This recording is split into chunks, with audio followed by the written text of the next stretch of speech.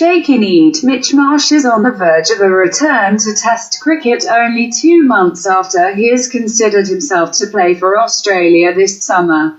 Australian selector Greg Chappell, coach Darren Lehmann and captain Steve Smith will wait until this morning to finish the team that will try to secure the Ashes at the WACA ground this week.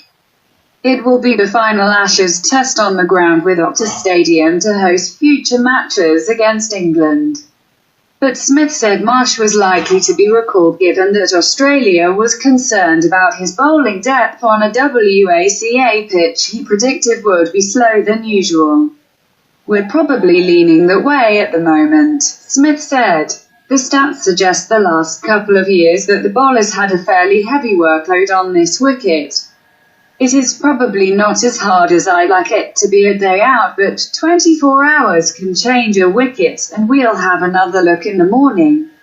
We will decide whether we need the extra bowling option or not."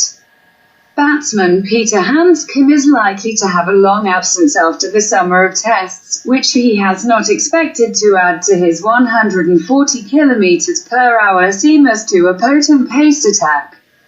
Trevor Hearns rang him after Wales' Sheffield Shield match against Victoria. "It has been a whirlwind week," said Marsh at the Lord's Taverners breakfast yesterday. "At the start of summer with my injury, I was not expected to play Test match cricket again. But I got the call from Trevor Hearns last week while I was in the change rooms at the MCG.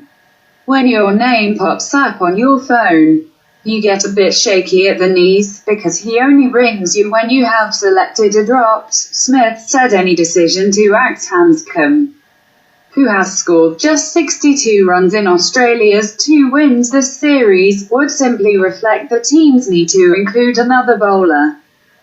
"It will be unlucky if he misses out, but we still see a very bright future for Pete," Smith said.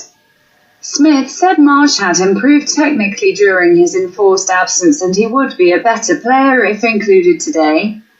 "I have watched him the last couple of days in the nets and watching some of the live feed of the Shield games that he has really softened his hands up," said Smith. "But he still puts away the bad balls.